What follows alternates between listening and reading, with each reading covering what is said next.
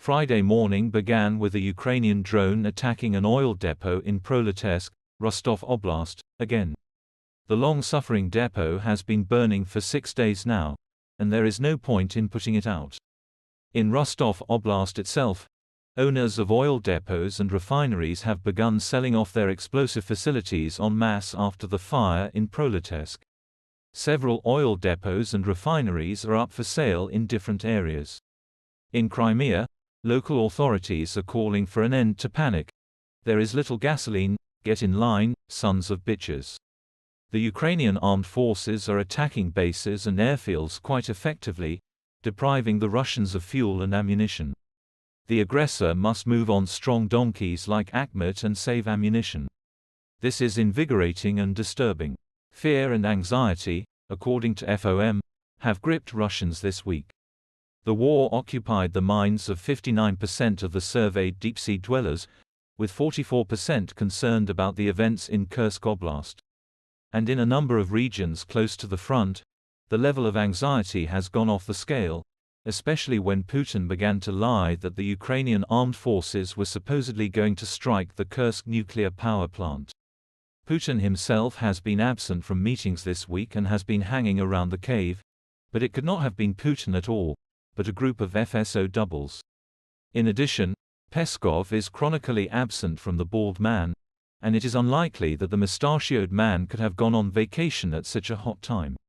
Rumors are circulating in Moscow that the government has begun a quiet evacuation deep into the cave, frightened by a possible forced march of the Ukrainian armed forces from Kursk to Moscow, which would have been the implementation of the idea of the late Prigozhin. Allegedly, Putin himself is already somewhere far away, and not in Novo Ogariovo.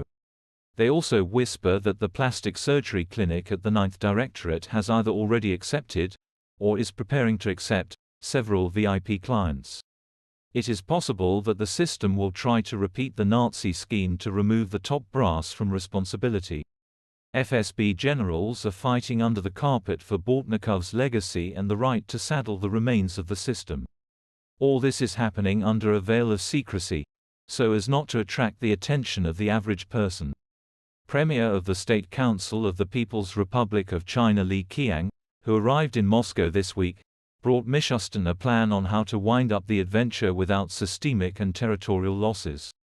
According to experts, the attitude towards Putin himself may change rapidly in the near future. His orders are ignored, and the bald man himself is becoming a hostage to his own failures.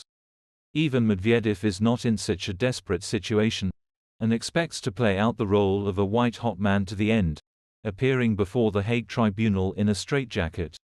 And there is little demand for a crazy gnome. Russian ambassador to the United States Antonov reported that Putin had decided on severe punishment for the Ukrainian armed forces' invasion of the Kursk region, emphasizing that Washington could have stopped Ukraine's actions with a snap of its fingers if it had wanted to. Now everyone will be severely punished for what happened in the Kursk region. Against the backdrop of stern warnings of retaliation, the Belgorod and Bryansk governors told Putin that there was no money for territorial defense. There was nothing and no one to fight with. They couldn't even defend themselves. And if the Ukrainian armed forces with Western weapons were to move toward Moscow now, they could reach it in 7 to 8 hours without encountering any clear resistance.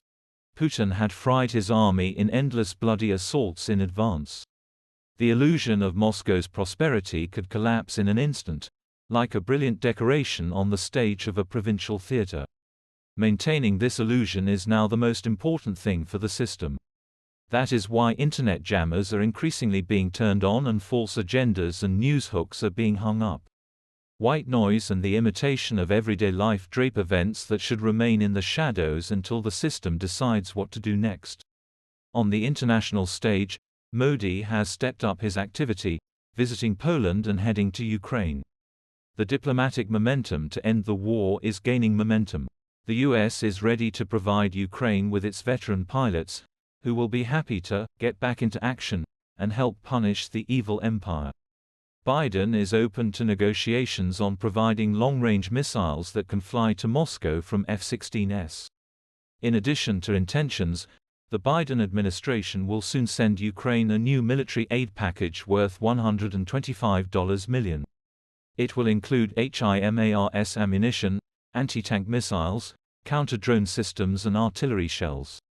Meanwhile, in Chicago, Kamala Harris is hammering nails into the coffin of Putin's hopes, accepting the nomination for the presidency and outlining a path forward, highlighting Trump's historical trait as a loser and a weird guy.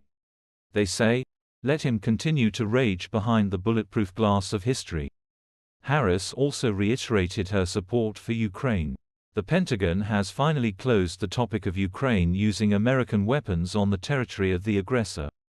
Our policy allows Ukraine to return fire to defend itself against Russian attacks coming from border regions. These border regions include Kursk and Sumy regions, said Deputy Press Secretary of the Pentagon Sabrina Singh. The head of European diplomacy Borrell this week called for the lifting of all restrictions on the use of European weapons on the territory of the aggressive Kyiv. How can one not worry and not go hysterical? August has gone mad, and it is time to make a systemic decision. Yesterday was too early, tomorrow may be too late.